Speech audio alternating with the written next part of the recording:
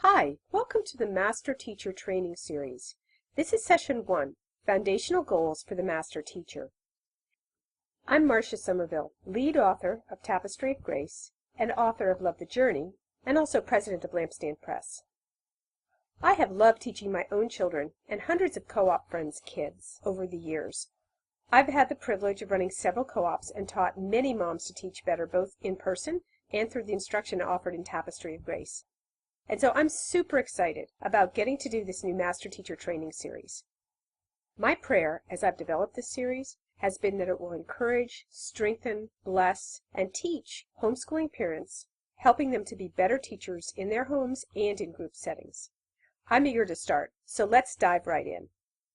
I'm going to start with an introduction and define a few terms with us. What do we mean when we say Master Teacher? The word teacher is not an easy word to define. Sort of like the word love, the word teacher has a variety of meanings and connotations to different people. For the purposes of this presentation, I'm going to zero in on the functions that teachers clearly perform. So let's start with the first one. Teachers impart information. I think that's what a lot of us think about when they think about a teacher. We think of someone standing up in front of a classroom, teaching children information about a subject. But then teachers also disciple. You know, Jesus was often called teacher by those in his day who addressed him. And in homeschooling especially, this becomes our central calling, to be discipling our children who are in our home or under our care in group classes. And teachers are also coaches, are we not? The definition I love for this is making kids do what they don't want to do so that they can become what they've always wanted to be. I think that in teaching, there's a lot of pushing people uphill sometimes, encouraging them uphill, dragging them uphill. There's just various ways that we have to become a coach as well as a discipler and someone who imparts information. Now, whichever of these three aspects of teaching that we're talking about, a question often arises in the minds of those of us who are called to teach at home. Are we skilled enough? Do we have the gifting to teach? Some people feel they're simply not gifted or can't teach well, and so they defeat themselves before they start. I'd like to look at two aspects of becoming a good teacher, and even a master teacher or a great one. As with many vocations, teaching uses a combination of skills and gifting. Now let's talk about these.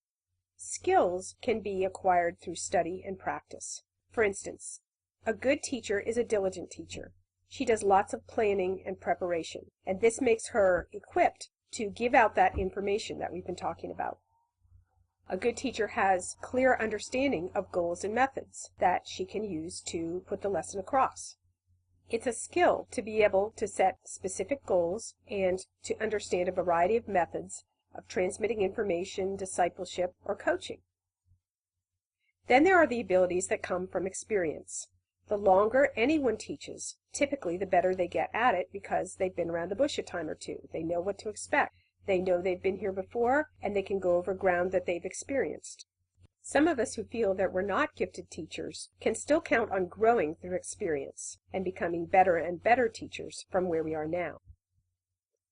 Finally, for those who do not feel particularly gifted, the application of faithfulness, energy, and variety in our teaching methods really can make up so much ground in the gap between skills and gifting.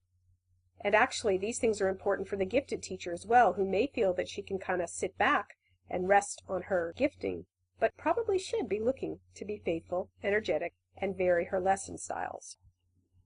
As opposed to skills, though, gifting is from God's hand, and we can't attain it apart from His enabling grace. In this way, we are what we are. God has made us and given us a certain level of gifting in various areas of our lives. All of us need to work on the skills that, depending on the allotment of God's enabling gifting, make us either good or great teachers. It's my firm belief that any mom can become a good teacher of her own children. She may have weaknesses that she needs to find outside help for, but that too is in God's hand to gift. Our hope, whether we're good or great, is in God Himself, not in our own abilities, and not even in the gifts and talents that He graciously bestows.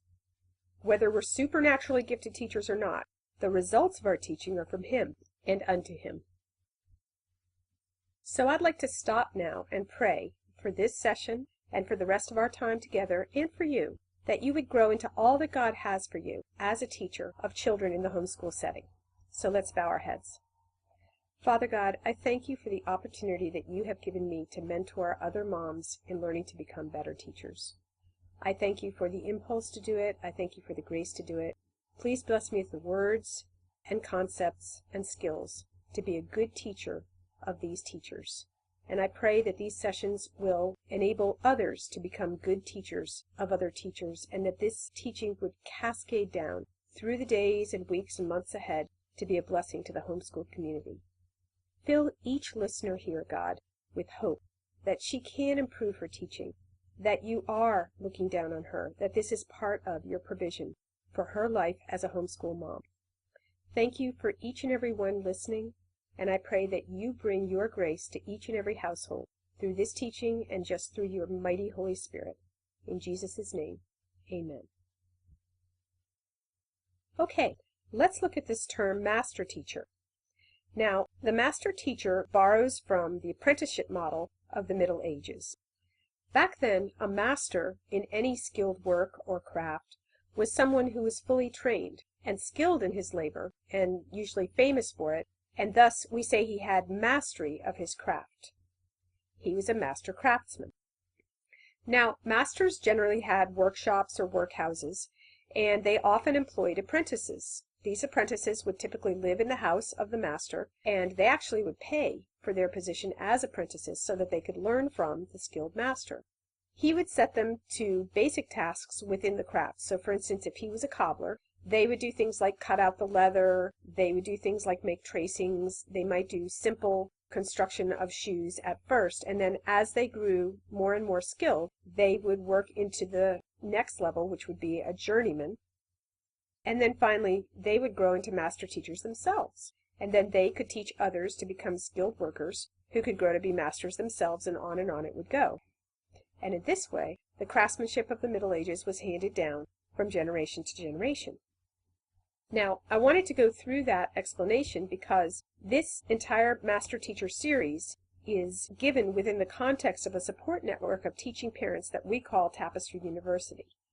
Though we make it available to the greater homeschool community as a service to them, it's within this Tapestry University context that this training will most often be taken and must be understood. So, within Tapestry University then, all parents who are teaching using Tapestry of Grace and the Tapestry Primer are members of the Tapestry University faculty. They're not students, they're faculty members because they teach students.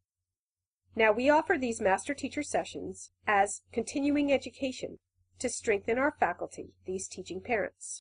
The Basic Master Teacher course is a set of core and elective sessions, 9 in all, that make up a certification track for master teachers that we hope will strengthen all teachers in Tapestry University. Now let's talk about our goals and our foci, which is the plural of focus. What do we want for you as you're taking the Master Teacher series? What are we hoping to accomplish? Well, we're trying to train you in 3 aspects of the word teacher. Remember, teachers impart information. Our first goal then is to offer a variety of tools, techniques, information, various methods that will help you to become more skillful at communicating information to your students in ways that enable them to grab hold of it and own it for themselves. Also, we're looking to equip our fellowship group leaders who become master teachers with tools that will help them help others to improve in this area. Secondly, teacher's disciple. This aspect is key to becoming a master teacher. Part of our focus is on the teacher as an example to her students. And we never want to forget that as teachers, we need to be keeping our attention on the spiritual well-being of our children as we're imparting information and coaching them. So the spiritual dimension is very important to us as we lead you through this series. And we said earlier that teachers also coach. Once again, we have 2 kinds of audiences in mind as we work on this part of our goals. There are those who teach in the home setting, and we want to give you ways to encourage and to require and to inspire your students in this dimension of teaching. Also for our fellowship group leaders, they need to know how to do this themselves and also become able to encourage others to coach students more effectively. So we'll have both of these foci in view as we go through this course. Lastly, For those of you who are maybe outside of our Tapestry University family, I want to reiterate that a major goal in the Master Teacher Training Series is our focus on those who are experienced and trained teachers already. As they come to these videos, they already know quite a bit about teaching children and have probably done some co-op work as well. We want to equip you and encourage you to teach others how to teach. Some of what you learn about yourself should translate into helping others, and that's where we'll start. We also want to strengthen fellowship group classes. As a certified master teacher, we want you to be able to not only teach others to teach and disciple and coach, but we want you to be able to make assessments of others and guide academic choices when it comes to group teaching. So those are our goals for the series, for the Master Teacher Training course. Now I'd like to go over the course outline and again highlight that the Master Teacher sessions serve a variety of viewers. Let's talk about who can participate. I told you earlier about the Tapestry University faculty who lead fellowship groups. If you're a designated Master Teacher candidate, you must become certified. All levels of this training are open to you, free of charge. Tapestry University faculty teaching in home academies, meaning that they are teaching their own children in their own homes, you may audit as many of these sessions as you wish. You may also choose to become certified under certain conditions. Non-Tapestry University faculty, those outside our Tapestry community, are welcome to use these Master Teacher sessions. You may audit, but you will not qualify to become certified. There are two Master Teacher tracks, and I want to briefly explain them to you so that there won't be any confusion going forward, since this is a free and open session for all. We offer a choice of two ways to take the Master Teacher sessions. The first one is to become an auditor. In this case, you pay as you go. We're going to be charging $10 for each hour-long session that's very much like this one, which can be purchased through our Lampstand Press store. You can watch any sessions. You don't have to watch them in order, and you don't have to watch them during any specific time. You won't have the benefit or the work of quizzes and homework. We'll list the homework within the video sessions, but we won't provide any support for it. You'll be on your own. You will not become a certified master teacher, but you can benefit from all the presentation content. And you can choose to augment the sessions with homework if you wish. Now, the second option is to become a certified Tapestry master teacher. To fully qualify for certification, you have to also become an advisor. Advisors must have used Tapestry for 1 year before they can become official. Now, there are exceptions to this, and if you have a good and sufficient reason for why you don't need to be a Tapestry user before you can become a Tapestry advisor, you can give us a call at our home office. If you're not yet an advisor, but you'd be willing to become one, advisor training may be taken concurrently with master teacher training. Fellowship Group Master Teacher designees take the training for free. Non-Fellowship Group Master Teacher certification is open to those who use Tapestry. It costs $35 in addition to the $10 per session fee. The cost of $35 is a one-time fee that allows access to all quizzes and tests, as well as discussion forums and additional support documents for those working towards Master Teacher certification. We administer this through a software online called Moodle. For those who are not part of a fellowship group, this fee covers the extra efforts that Lampstand Press staff must make in order to certify you. For those in fellowship groups, since this training is mandatory and since your group pays other fees, your training is entirely free. Now, the design for the course includes core sessions and electives. We've designed it with 6 core sessions, of which this is the first. These core sessions, as I've said earlier, are designed to serve the Tapestry University faculty who teach their children in their own homes, and they will also equip those who lead fellowship group classes. The core sessions can also support homeschooling in general. They can help teachers outside of Tapestry University to become better teachers because they center on basic skills that all teachers can use, no matter what their setting. The core session titles are as follows. We've got this one, which is Foundational Goals for the Master Teacher. Then we're going to offer one called More Students Are Caught Than Taught. Another one, Daily Rhythms, Laying Good Foundations. Some of those we'll introduce in this session. Then we're going to do a whole hour on modalities, what they are, and how to use them to be a more skilled teacher. Number 5 is asking good questions, which is sort of a foundational session for the last one, which is leading fruitful discussions and introduction. Note that for all of these sessions, we'll assign homework, and for those of you who are working at certification, we'll offer on our Moodle the quizzes, which you'll need to pass in order to be certified. Now we'll have elective sessions as well. To complete the Master Teacher certification, 3 elective sessions are also required, in addition to the 6 core sessions that I was just mentioning. The electives topics are more narrowly focused, and this has a purpose. It's because we know that we have teachers over a broad variety of learning levels and a broad variety of subject interests. Let's say that you're teaching mostly grammar children, which is grades 1 through 6, and you have an interest in beefing up your history. Well, we have an elective session that focuses there. Let's say that you're just teaching rhetoric literature. We'll have an elective session that focuses there. So, because we have these various sessions, you'll be able to customize your training to whatever serves you best at this season of your life. And you can always come back and take different sessions as you grow through your teaching career, of course. Now, here are some of the elective session titles that we're thinking of doing. We plan to offer a session on forming activity group classes using Tapestry Primer.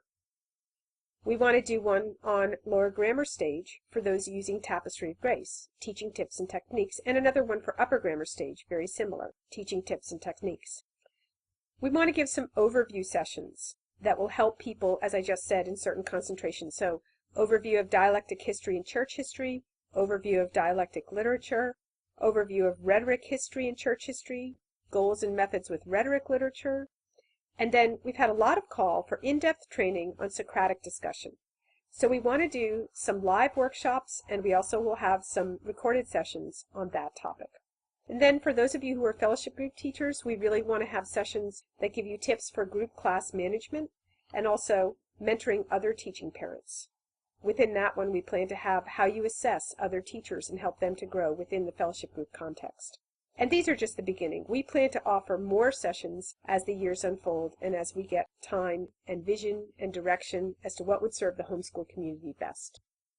So all of this has been an overview of the Master Teacher sessions as a whole.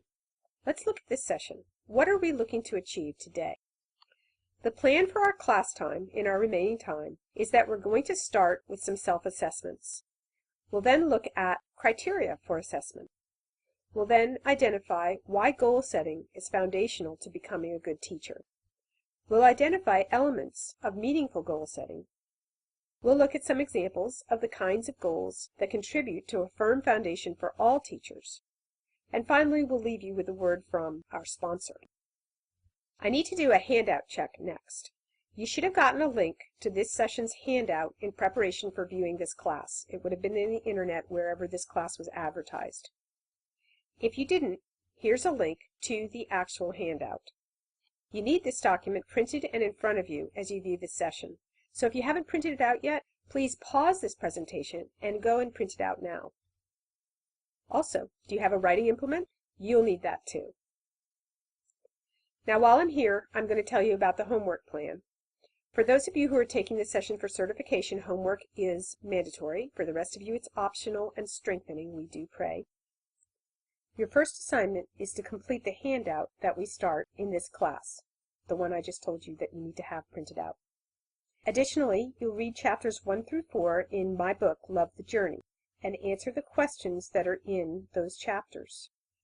For certification candidates, you will submit this written work from your handout and the Love the Journey questions for a pass-fail grade via our Moodle courseware, and you can take your quiz over this session there. If you don't yet have a Moodle identity, or if you have any trouble accessing your Moodle course content, you should contact us via email, tustaff@tapestryofgrace.com, and we'll help you out. Now let's talk about how we'll work for the rest of this session. You know, this is a recorded session, and those are always challenging for those of us who love to see the eyes and expressions on the faces of our student.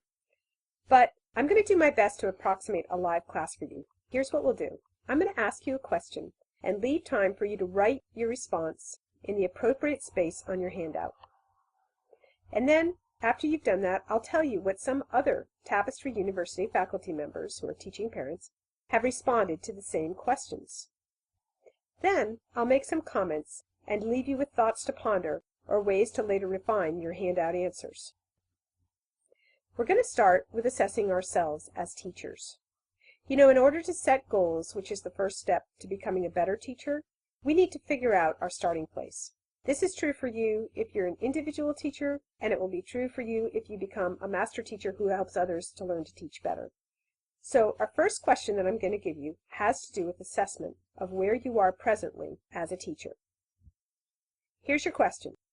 Assess yourself as a teacher right now on a scale of 1 to 10, abysmal to superlative. In the space provided on your handout, write a number in that blank. Got it written down?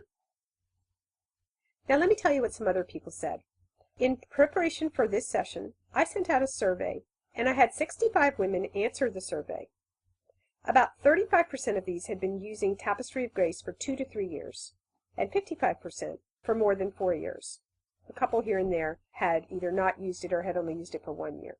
Okay, out of these 65 experienced Tapestry users, the top answer, 17 of them, said that they were a 7 out of 10 as a teacher. Next was close. 16 gave themselves a 5. The third most common, 11, gave themselves a self-grade of 6. So the majority of these ladies was right in the middle of the scale, 5, 6, 7. None gave themselves a 1 or a 2, but 6 gave themselves a 3. One of those 3s was so painfully honest in her accompanying comment. She wrote, "I've always felt very non-effective when it comes to teaching. When I started homeschooling my oldest children, I thought that by giving it a couple of years, I'd be a much better teacher. You know, practice makes perfect. But now that I'm finishing 8th year of teaching my children at home, I really wonder if I will ever be a good teacher." I can so relate to this lady, and I bet you can too. We all have days when we doubt our abilities as teaching moms. We all have days when things go pretty well, and we feel pretty good about our teaching abilities as well. So let me ask you a new question. This is question number 2. By what criteria did you just make that self-assessment? And here are some ideas for you. You might answer, on the basis of how confident I feel about content. Or how about, on the basis of how well I communicate the content of my lessons. Or how about this one? On the basis of how well my students perform on tests or reviews. Or on the basis of how lively or meaningful our discussions generally are.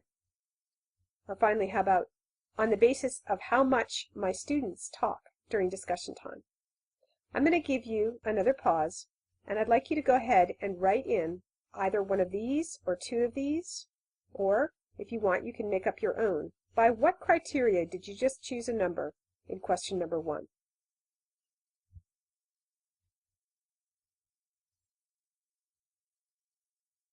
Now in the survey, I told the ladies to choose all of those above answers that applied and number them in order. Look with me at their answers. 63% decided that how confident I feel about the content is my number 1 basis for my assessment. 57%, how well I communicate the content. 41%, how lively or meaningful our discussions are. 29%, almost a third, how much my students talk during discussions. And 22%, barely 1/5, based their self-assessment on how well their students are performing on tests and reviews. Having assessed ourselves, let's assess these criteria. Let's take a good long look at them for a minute. I've sort of set you up. These criteria, most of them, contain almost no measurable objective standards. Here's an example. That number 2 answer, how well I communicate content. How would you know if you're communicating better or worse than you were last week or last month or last year? If you're just looking at how well you communicate, how do you know how well you communicate? Or the number 3 answer, how lively or meaningful our discussions are. Well, lively and meaningful are good words, but they don't measure very easily. How would you know if it was more or less lively? I mean, we can have a sense of it, but there's no way to really measure it. They're also not very specific. Number 4 answer, how much my students talk during the discussions. Well, how would you know if they were talking more or not? Week to week to week, could you see an improvement there? You'd have to really think about how you get specific with how you measure that. These answers, base a lot on how we feel about our teaching. Words like above meaningful, and words like in the number 1 answer, how confident I feel about the content. That was the number 1 answer among my survey ladies. And I don't know if it was your number 1, but if it was, that's based pretty much on how you feel about how well you know the content. Furthermore, some of these are based on student responses, but not on student performance. Again, how lively or meaningful our discussions are, how much my students talk during the discussions. You know, as teachers, we can try to help our students be lively. We can try to make our discussions meaningful to them.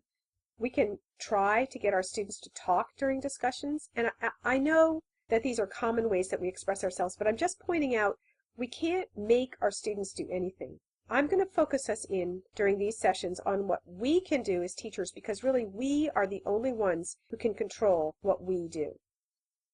Now, I'd like to make a few comments. By using these weak criteria that I've just been tearing apart into shreds for self-assessment, we can set ourselves up to believe that we are weaker teachers than we really are. I hope to demonstrate that in a couple of minutes. We can also think that we're stronger than we are. Basing our assessment on broad concepts or on how we feel about our teaching isn't a wise way to judge our skill levels accurately. The lady I quoted before, who gave herself a 3, may have some real strengths in her teaching and not be able to recognize them, and you may too. And here is where an acronym can help us. Here's where FEAR can grip us. F-E-A-R. It's a great acronym. It means false evidence appearing real. If you use imprecise or feelings-based criteria, you open yourself up to believing that your assessment is the whole picture, when it may not be. You may be focused on how lively or meaningful your discussions are, but you may be really faithfully preparing, teaching, and correcting work in a way that another teaching lady isn't. You have to get the whole picture by looking in some kind of mirror, and that mirror, if we're alone, is really criteria that are measurable and specific. We're going to go into that in a minute. So your poor opinion of your teaching can then cripple your ability to hope and improve by enticing you to focus on yourself rather than on the ways that you can improve or the work of Christ in your life. Also, I want to say a word about the benefits of groups in areas of both assessment and strengthening our teaching abilities.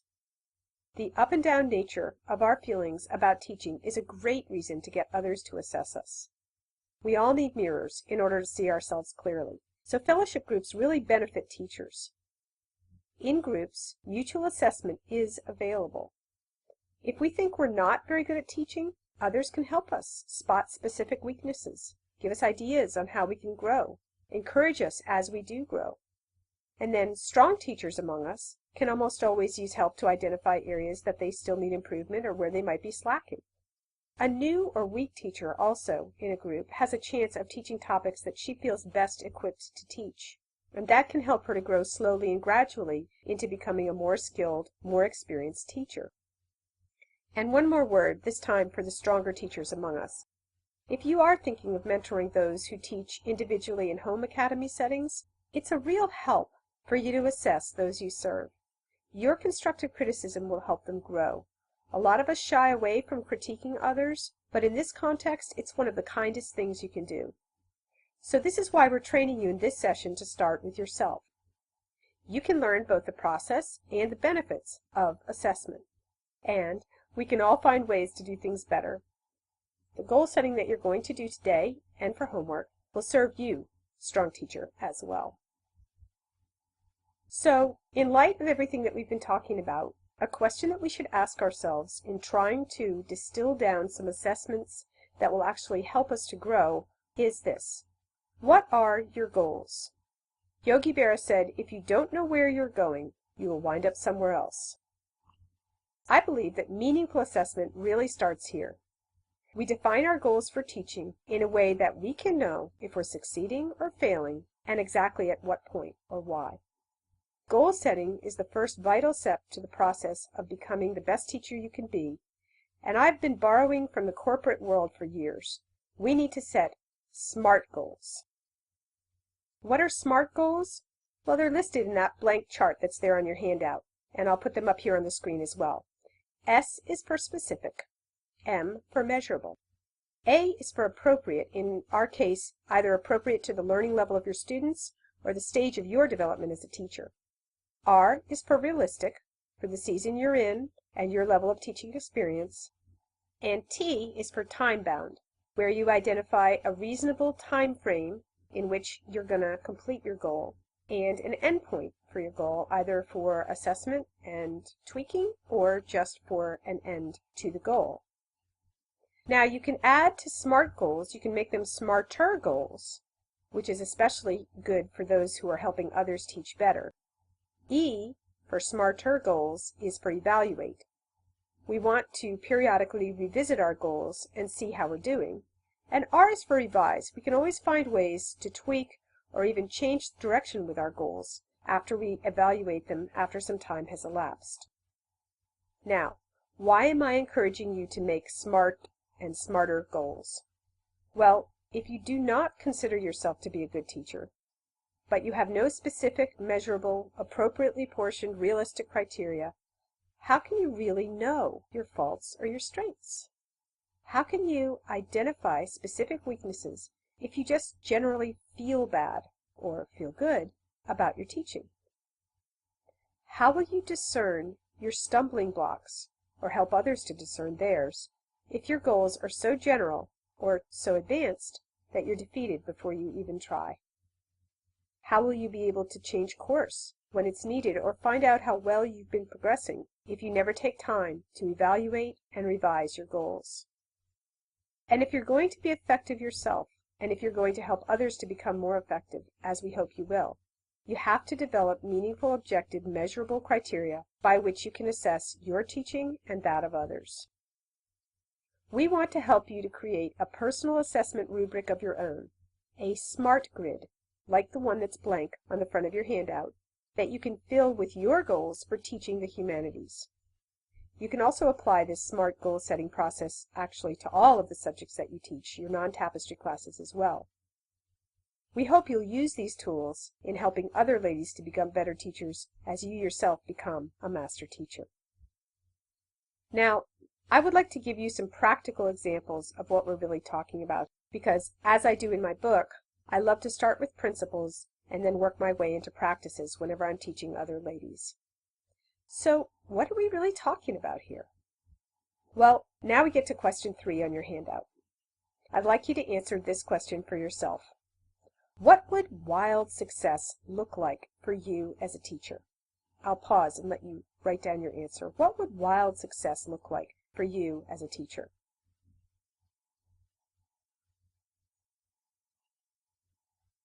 Now, when I asked this question of the ladies in my survey, the idea was to see what they were shooting for. I left it very wide open, as I've just done with you. Their answers provided a good opportunity to look at practical ways that we can refine fuzzy goals. As I'm going through these, consider how to refine what you wrote in the answer to this third question. Okay, from the survey, I just pulled out some random responses for us to look at that illustrate what I'm talking about with these SMARTer goals. So, response number 1 that I'd like to call to your attention is one lady said, wild success would occur if I was totally prepared and we had an insightful discussion that showed mastery of the material presented. Now, looking at it in light of our SMART goal ideal, this statement is almost a bit too wild, at least in the near future. Certainly, it would be a great long-range goal. It would be a great mission statement for all discussions. But here's the rub. If our goals only mirror the skills of a mature, seasoned teacher, and we're young and just beginning, that gap between today and someday can look daunting and sometimes impossible to bridge. In this way, long-range goals open us up to discouragement unless we identify short-range steps to the long-range goal. Let's look at our second response. Wild success would occur if, quote, they do well outside of tapestry as a result of having done tapestry. Now, I know what she means, but I'm not sure that she does. What does do well mean exactly? How would she know if it was achieved? Again, this is a long-range goal, and it's almost a poetic way of saying what she's after. but it's fuzzy. It doesn't really help us in getting down the road towards growth and being a better teacher. Note also that her focus in this wild success story is on the student, how the student reacts to her teaching, not the way that she herself acts or improves as a teacher. Let's look at another one. Wild success for me as a teacher would be to hold discussions consistently in a manner that was not just reading from the notes. I would be able to draw my student out instead of just reading what it is I'm waiting for him or her to come up with. Now, I like this one better. Note that it's measurable. One could really chart consistency or gauge how often or how much the notes were used within the set time frame. And she's mostly focusing here on her teaching skills, not on student responses. So I find this a more helpful wild success vision. Let's go on to the next one. Wild success would be to inspire the students to do more than just the bare minimum, to add excitement to the classroom with games and animated discussion. Now this is measurable. You could quantify what bare minimums are and see if your students are reaching above that goal.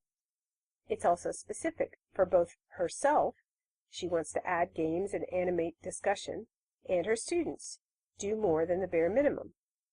Now, you'd want to tighten the specificity and time frames on this, but this is a goal that you could definitely refine to be a SMART goal.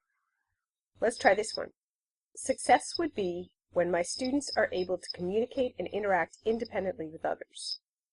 Well, that's going to be at the end of her schooling days that she's going to see that come to pass. How about this one? Success would be for me to be a means of grace in the life of my students, that they might love the Lord their God and serve Him all their days. I love that goal, but it's not very specific to teaching. It's a goal that any mother might have. We need to be a little more specific, I believe, if we're talking about wild success as a teacher. Here's another one. Success would mean that I have helped prepare my students for life and lifelong learning, as well as having given them a love of learning and helping others. Again, I love that as a mission statement.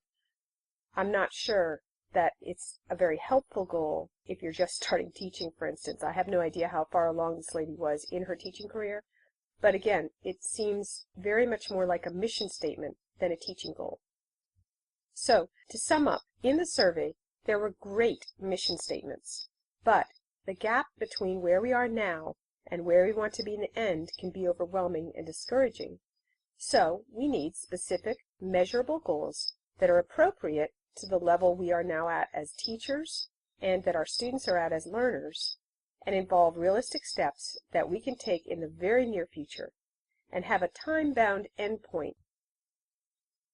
So let's look at shorter-term wild success. Let's look at setting SMART goals for the near future and redefining wild success as meeting those goals in the shorter term. I'm going to go back to our survey responses one last time. One lady wrote, in answer to my very general question, wild success would be to complete a year plan in a year. Now, this is a SMART goal. You can see that it's very specific. You can see that she could measure this. You can see that it would be appropriate for most households. Most households, if you want to complete a year plan in a year, it's highly doable. It's realistic, and it's time-bound. She wants to do a year plan in a year. So this is getting places. This is a short-term, I think of a year as a short-term goal that's achievable, it's measurable, and she would know if she was successful as a teacher if she had planned and executed a year plan in a year. Let me give you an analogy. You don't look at a skyscraper and say, wow, what an amazing foundation that building must have. Foundations are invisible. They're underground, so you don't see them. Usually when you're looking at a skyscraper, you're impressed with its height, or its design, or its architecture, but you're not really looking at, wow, what a foundation it must have. But without the foundation, these buildings will not endure. I've read sometimes that the foundations are up to 20 stories deep. It depends on the rock substrate underneath them. But the analogy is this. Our long-range goals for teaching success are taller than any skyscraper, as evidenced by examples I just showed you. We women are looking for eternal fruit in our teaching careers. So I would suggest that a place to start and this is really the pith of what I'm teaching in this session. The place to start is by building a firm foundation in your teaching life. What I want to do in the rest of this session is to help you set SMART foundational goals. I want to give you examples of how we can focus on our teaching skills and the immediate future by looking at foundational goals. Now, we're going to divide them into categories because it makes it less overwhelming as I give you this sort of rapid-fire list. I'm going to divide them into the categories of spiritual goals, planning goals, management goals, and personal preparation goals. I'm going to be giving these at a pretty rapid-fire rate. Please don't even consider adopting all of them in the next week or even in the next year. These are a host of examples meant to inspire you as you consider these 4 areas and where you might be weak and need improvement as a teacher. Don't even take notes as I'm talking, because all of the things that I'm about to list for you are on page 4 of your handout. So you can mull them over, talk to your husband, and choose 1 or 2 that you think would be the most helpful for you in improving in the near future. Now, all that said, let's quickly go through these practical examples. Let's talk about spiritual goals first. As Christian educators, we know that if all we concern ourselves with is academics, we run the risk of producing only educated fools. So now I'm going to show you some SMART goals that help us with fostering spiritual growth in our students. Again, these are foundational. The students almost never hear about them. But we do work in our hearts, and we do work in our marriages, and we do work as parents that's foundational to our long-term goals as Christian educators. So here's a SMART goal, for instance. With my husband, do a student survey for each child that I'm teaching this year that spells out specific academic, spiritual, and social goals that are measurable, appropriate, and realistic. Now, one way that you can do that is to fill out what's called a student survey. For those of you who are taking the certification course, on your Moodle portal, you will find a helpful form that enables you to do a student survey easily. For those of you not taking the course for certification, it's pretty simple. You take a piece of paper and you write down where your student is academically, spiritually, and socially at present, and then you look at gifts and talents, and you look forward in time to seeing which of those you would like to grow or prune or change. A second spiritual goal might look like this: to pray weekly for the children in my homeschool, ideally with my husband, lifting up the specific lessons of the week ahead, and asking for God's help and energy in teaching. Now, some of us ladies are prayer warriors and some of us are not. Again, remember, I'm giving you sort of a menu or a grab bag of spiritual goals that you might apply to your foundation for teaching. Now, another spiritual goal is to humbly check and see how are you doing with these and other goals that you've been writing. So another one is to review and evaluate my smarter goals quarterly with my husband, and then revise them as needed with his input. This requires some humility because we invite our husbands into the very core of our teaching. We invite them to help us to evaluate and to revise. For those of us who are teaching teachers, this is a really great goal to get into our matrix. We need to help those we're teaching to teach to evaluate and revise their goals over time. The final spiritual goal that I thought of was, what about if we had a goal to be a model of Christian living for our students? Now that sounds like one of those broad fuzzy goals, so let me be a little more detailed and specific of ways you could write it out. You could make a SMART goal of seeking to respond to daily teaching challenges with prayer and faith, especially in front of little eyes. Some of us really need to re-up on this foundational element. We are too easily angered, too impatient, too quickly discouraged, and our children are watching us. So it might be that we need to make a SMART goal, some ways to measure how we're responding to daily teaching challenges. Here's another one under this heading: to treat my students with respect, kindness, and love in the same ways that I would want to be treated if I were a young, small, uneducated person. What I would do with this, if I was making this into a SMART goal, would be to find some ways to measure, probably by keeping some kind of log, how I was doing with respect, kindness, and love. And then I would seek daily God's help to improve in that area. And then I would ask my husband and my children probably to evaluate me after a period of time. Here's another one: To model by word and deed the love of Christ toward my students when they succeed at tasks and when they fail at them. Some of us really need to grow in encouragement, and this is one way to do it. If you make a SMART goal where you are specific, where you make it measurable, and where you come back to evaluate and revise when you're done after a certain time period, we can find ourselves growing in this very foundational area of being an encouragement to our students. So those are some SMART goals that I thought of that would be foundational to any Christian teacher, whether in homeschool, Christian school, group classes, it doesn't matter. Those are foundational spiritual goals, and I hope that one or more of them is helpful to you. Okay, let's move on to planning goals. Planning is one of those foundational goals to excellent teaching that all of us can aspire to, and that is truly necessary for doing well. This is so important that we'll be going into greater depth than I have time for here on this topic in later Master Teacher sessions. Now, you all know the old adage, right? If you fail to plan, then you'll plan to fail. I found this to be so true. And I found it helpful to think in categories because planning is a big, big topic. If you break it down into its smaller components parts, you can think about long-range planning and weekly planning. And then you can also think about small and large-scale pruning, which is actually part of planning. As I say, we'll go into more detail in later Master Teacher sessions, but let me just throw out a few planning goals that you might adopt as you're seeking to shore up your foundation. First one, here might be a SMART goal that I would set for myself. To do long-range planning ahead in the summer, enough to make a detailed schedule of mile markers that we should attain if all goes well. Mile markers are those goals that you can move, but you'd really like to try to hit as you go along. It's good to have mile markers because if you don't, you kind of don't know how far down the road you're getting. Let me show you some examples. For instance, I might make a mile marker of, I want 1/4 of my math curriculum done by November 1st.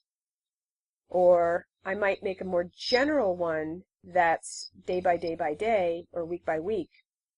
Plan to do overall 1 chapter a week of read-alouds. Here's another one for those of you using Tapestry.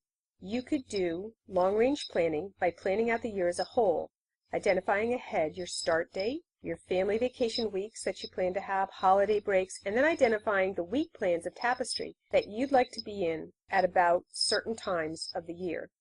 That way, as you go through your year, you're going to know, am I hitting those milestones?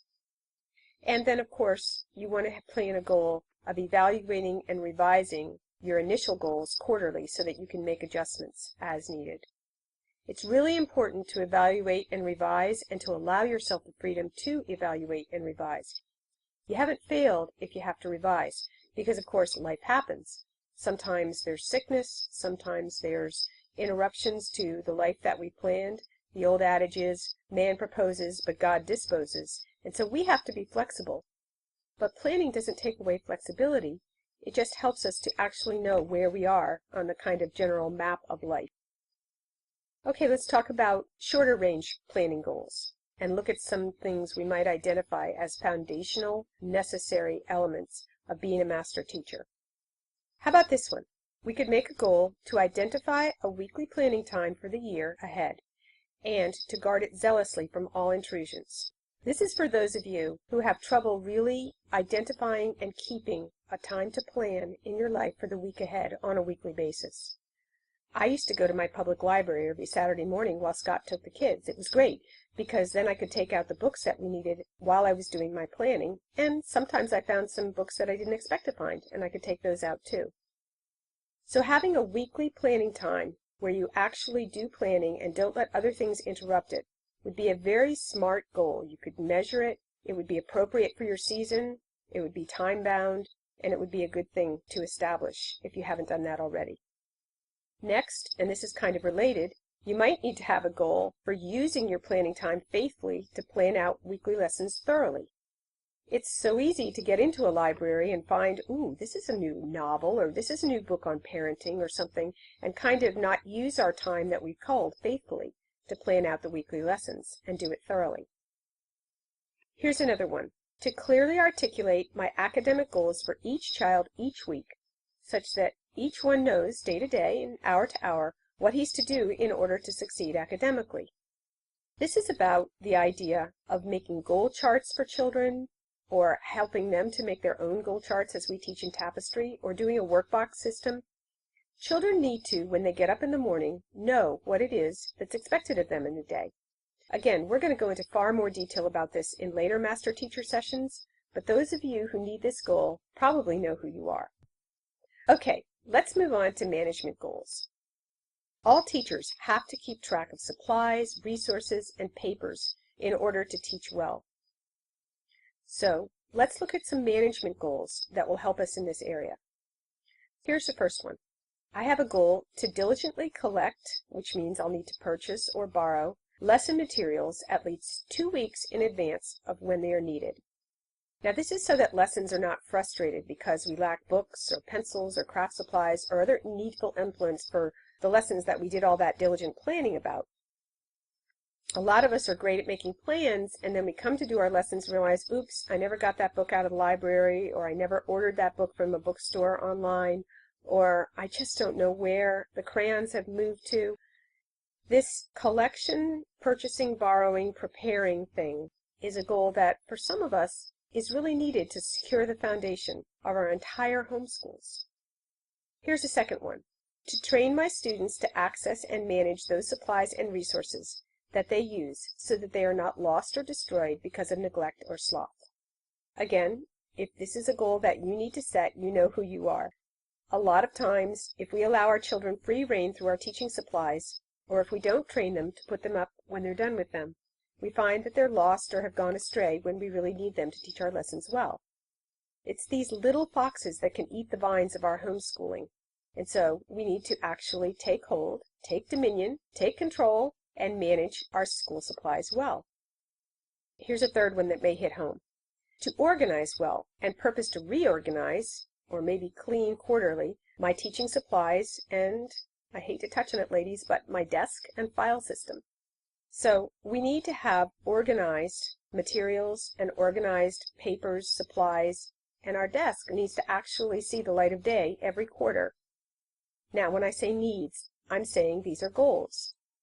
Good teachers are ones who keep their resources and their papers in order so that they can find things when they need them to teach, and so that they can mark their progress and keep track of their students' work.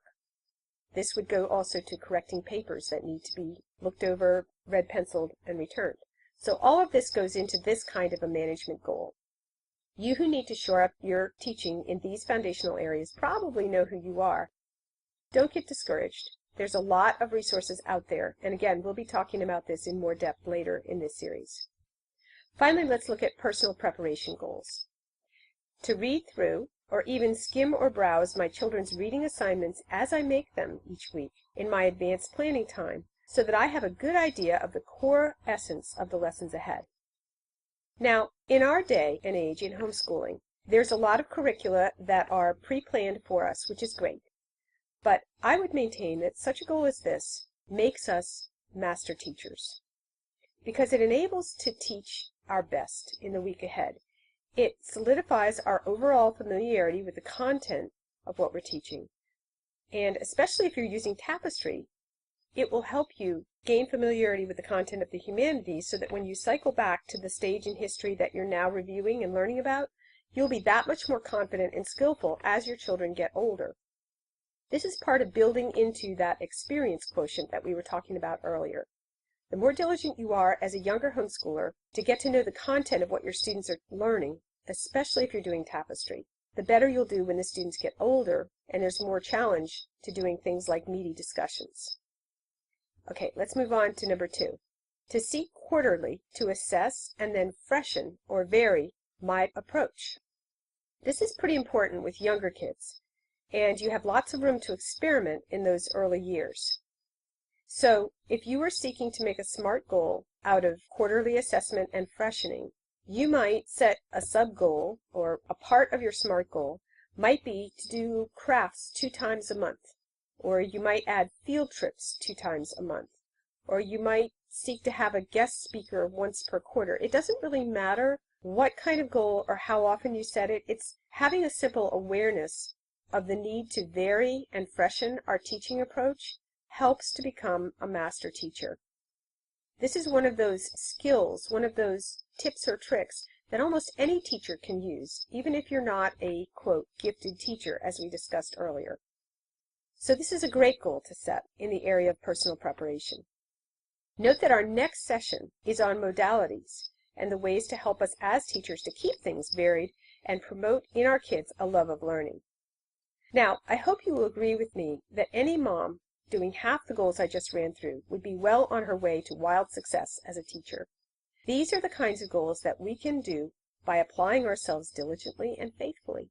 There isn't a supernatural teaching ability needed for steady, faithful, diligent attention to planning smart goals and working to carry them out. But I think many teachers in homeschooling do fail in teaching because they are not working at things like paying attention to spiritual goals that are smart, planning goals, management goals, and personal preparation goals. So that's why I offer them in this session. And as I offer these thoughts, I do so with real compassion for how hard it is when you're in the trenches. I really do remember seasons of tears, seasons of prayers, seasons of being overwhelmed. We almost never arrive with homeschooling. What we do is we walk in a happy dependence on God's ability to make even our meagerest efforts turn into beautiful garments of praise for Him as He enables us to become what we've always wanted to be. He's our best coach. And so I'm hoping that the words that I'm saying and the goals that I'm showing you will be truly helpful to you in the days ahead. Let me quickly give you some final thoughts and then we'll end this session. I'm going to end with what I hope will be some words of encouragement and then a word from our sponsor. Let's go back to the beginning. Remember that question we started with, question 1? If you were asked to assess yourself as a teacher right now on a scale of 1 to 10, what would you give yourself?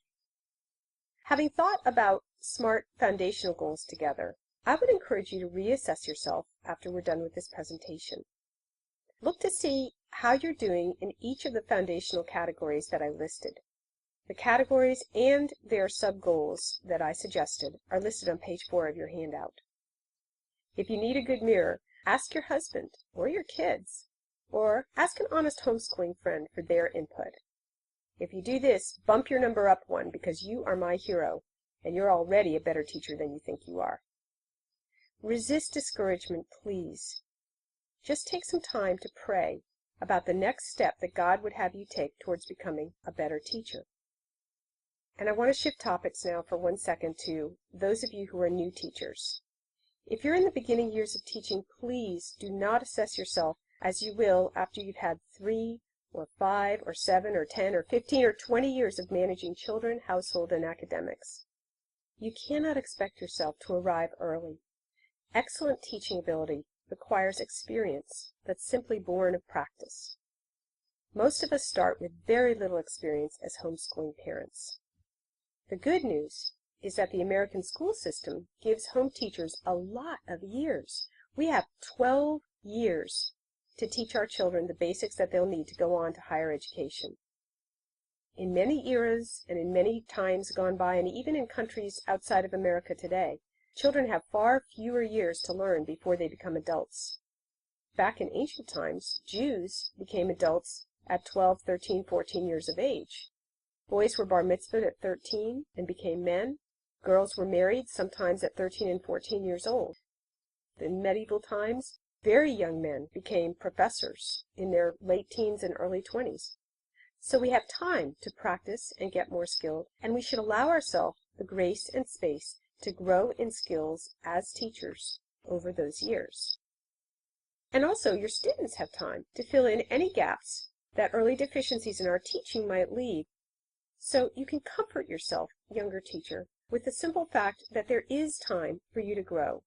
You're not going to hurt your children irrevocably by making mistakes in the first 2, 3, 4 years of your teaching career.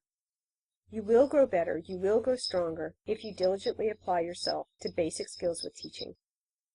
And let me finish with a message from our sponsor.